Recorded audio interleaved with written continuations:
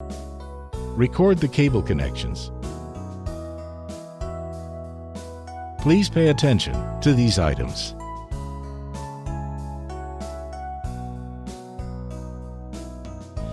Remove the cables and optical modules.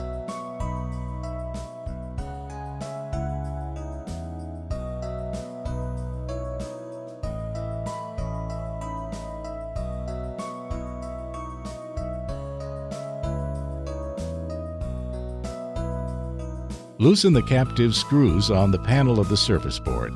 Pull the ejector levers to 90 degrees to the panel of the surface board. Smoothly pull out the surface board along the slot and dispose of the surface board according to the specifications. Please pay attention to these items.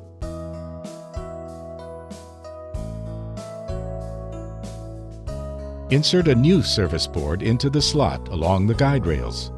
When the ejector levers are in contact with the surface subrack, pull the ejector levers to 0 degrees to the panel of the surface board and tighten the captive screws on the surface board.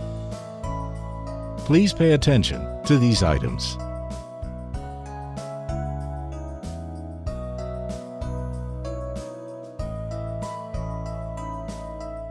Insert the optical modules and connect the cables according to the recorded positions.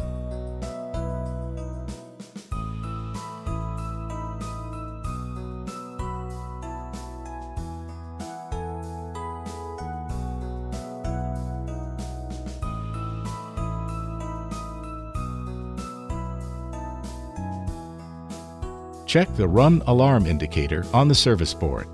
If the indicator blinks green once a second, the surface board is running properly.